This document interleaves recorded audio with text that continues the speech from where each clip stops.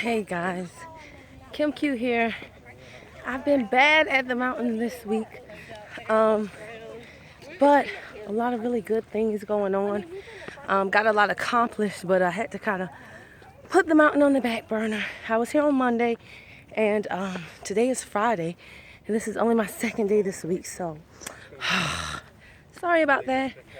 I'm doing this recording while I'm walking clearly.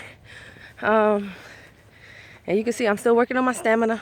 That's why I usually do the recording sitting down. But I'm kind of pressed for time right now, so we're going to see how this goes. Basically, I want to talk to you today about, have you reached your breaking point? Okay? Because a lot of people contact me and they say, okay, you know what? I want to find out more about what it is you're doing. I'm sick and tired. And if it's one thing I've learned by hanging around this different group of people that I hang around now, people who are able to literally like manifest whatever it is they want. I mean, money, experiences, material things, and intangible things. Because one thing I've learned is that they are very purposeful with their words. They know what words mean. They know the significance and the meaning. And they don't say anything they don't mean. And they always mean what they say. In contrast, the common man who doesn't understand the power of his tongue, that he will possess whatever he confesses, that life and death is in the power of the tongue, and that we are given dominion by what we speak. The common man doesn't understand that. That's why the common man usually uses self-defeating language. We say things to ourselves that if other people say them to us, we would be offended.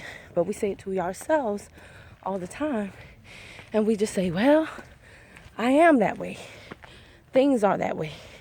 I can't do anything about it.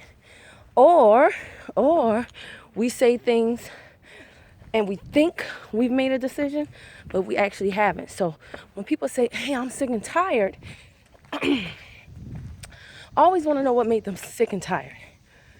They say, I've reached my breaking point. I'm sick and tired of my situation. I want to do something different. Okay, well, tell me about that breaking point. And then it'll be the job or something happened. They're just tired of not having money, whatever the case may be. But when I go into the work that will be required to remedy them of that situation, because what I do is about so much more than just posting videos and Facebook messages. There are a certain set of skills you have to develop in order to be able to talk to people, develop rapport with them very quickly, and expose them to something that they're either unfamiliar with or they think they're familiar with through somebody else, but they really have no idea. So when I talk to people about the time it takes to develop these skills, I will have people call me and say, yeah, I would like to earn $1,000, $5,000. But then I say, well, what is your time investment? What are you going to put in to do the work? And they say, well, I don't have any time. Well, how does that equate? It doesn't. If you're not earning on your full-time regular job what it is you say you want to earn in a home-based business, how could you possibly do that with no time investment? You can't. So when I hear somebody who speaks in terms that are incongruent like that, they have these high money goals, but no realistic expectation of their own self, I know that they don't understand the meaning of words. Because if you really truly were sick and tired, then you would do whatever it takes. So they haven't reached their breaking point. They've only reached their bending point. See? The breaking point is the point of no return.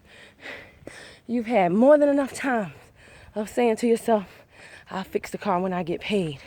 I'll get my kids shoes when I get paid. I'll do this when I get paid. You get tired of always spending your paycheck before you even have it. And you say, you know what? No more. I'm done. And you are now willing to do whatever it takes to never experience that again. But if that's not the case, you just had a little emotional moment, okay? So it was a bending point. You say you're tired of the job, but you're going to go right back in your time off, when you could be looking at an opportunity or developing something to remedy yourself of having to return to that job, you're watching TV. Or you're doing some other activity that won't solve your problem. That means you have not reached your breaking point, the point of no return. You are just at the point of be back, okay? So you're upset, you're emotional, you take a step back from the situation. Sometimes that step back occurs on the weekend, okay? And then you come right back to the mess. And you expect things to be different until the next time when you have another emotional moment and then you have your bending point again. And it's not just with jobs, it's with relationships too. You see people all the time and they say, I don't know why he treats me like this.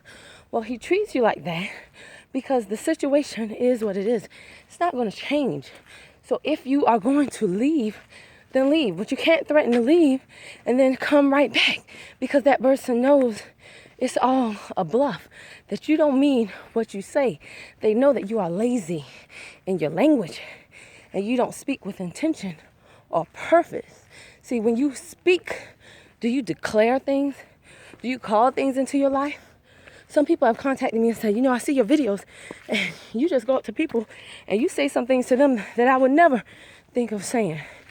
And you're right, I do. Not that it's bad things, but it's not the traditional, script, so to speak. So I do say some things at times. I really just depends on the situation and the person. But here's why I'm able to do that. Because every day when I start my day, I speak to God and I say, listen, please have only good people cross my path. Please have people that are moving in the same direction. Somebody that I can be a blessing to, or they can be a blessing to me. And if I get any jokers, if I get any dummies, if I get any crazies, if I get any people with bad intentions, please make them quickly reveal themselves so I can keep it moving. Because that's why my name is Kim. Because I need to learn to keep it moving. And so when I started calling people to cross my path, when I started calling people into my life, what I found is that no matter what I said, and I'm never rude, but no matter what I said, people received it pretty well.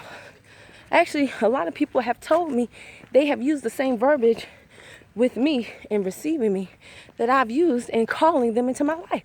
Just like I asked God, please let me cross paths with someone that I can be a blessing to, or they can be a blessing to me.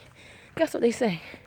Once we have the conversation, once I say, well, hey, what are your weight loss goals? What has your weight held you back from doing? How do you feel about your weight? And some people don't contact me with weight loss goals. Some people have some other issues. They got depressed. They are depressed, and they know that some of our products, they don't cure depression, but they've helped some other people in great ways with their own depression. So I get contacted for a lot of different things. And guess what? At the end of that conversation, when I get to the nitty-gritty of what this experience could possibly mean for that person, because it's important to me, that person has told me, you know what? It was a blessing. It was a blessing that I ran into you in Target. It was a blessing that I ran into you at the mount. It was a blessing that I ran into you into that parking lot. That's the power of the tongue, guys. That's the power of the tongue. In this day and age, not too many people are even willing to admit that they love God. So for someone to use that word, blessing, the same word that I use, it's not a coincidence. It's me calling that person into my life, professing it with my tongue, not in my mind, but out loud. And the universe and God hearing that declaration and answering my call and bringing someone that will use the same language that I use to call them into my life to validate the fact that we met. It's powerful stuff, y'all. It is powerful stuff. That is why, though, I don't let anybody and everybody call me and dump on them. It's not because I'm not empathetic with your situation, but I got to watch what I put in my ear gate. If I'm calling something in my life that is good, and you are only giving power to things in your life that are bad, you and I are on two different courses. We're incongruent, so we need to part ways. So my point in all of this is watch what you say. God created the earth by speaking it. He spoke everything into existence, and we are created in his image. And so we can also speak things into existence. And regardless of whether you think you can or you can't, I'm telling you right now, you do it every single day. You say, oh, I'm always late. Oh, I forget. I'm so forgetful. I can't do that. I can't do this. And guess what? You never do. And you never will. As long as you continue to say those things. There is a book that I was told to read, and it's called Hung by the Tongue. Guys, that book is small enough for women to fit in your purse. Men, it's small enough for some of you to fit in your pocket. Please, go get that book. Hung by the Tongue. It will change the way that you speak and you think. Because thoughts become things. And the worst enemy you will ever meet resides in the 6 inches between your 2 ears. So, be purposeful. Be intentional with your words. Don't be lazy in language. Understand not just what words mean. Not just what they mean, but the significance of words. Because if you say, I am sick and tired, but you go back to the same dang old thing, the same over and over again, then you're not sick and tired. You're just tired. You're just tired. But you haven't reached the point of sick and tired. And guys, you got to be careful with that, because when you do things and God is sending you signals to say, hey, this is not good for you. This person doesn't serve you. This job doesn't serve you. These people, these friends, they don't serve you. And when you ignore those signals, that's how you end up on Snap, y'all. Some people be like, oh my God, they got married and then she chopped off this. He chopped off that. How did that happen? Because, sorry, you guys. That's how you end up in Snap. You ignore the signals, and now when you reach your breaking point, your point of no return, you really can't return. You've messed everything up.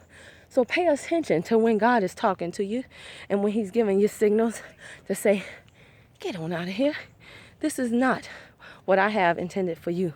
And declare, have a conversation with God.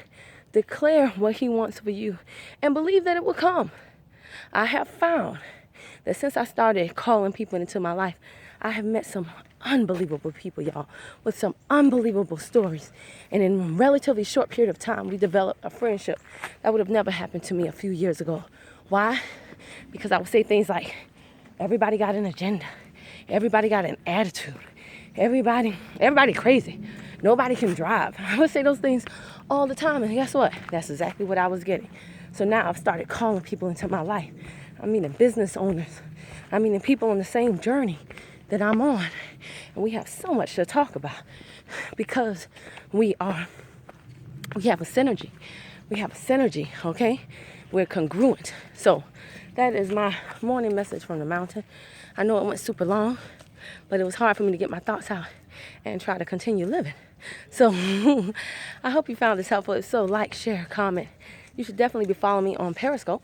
I am Kim Q 10K. Once again, that's KIMQ10K. So follow me on Periscope. Let's have a conversation, interact with me. And thank you so much for watching. All right, bye.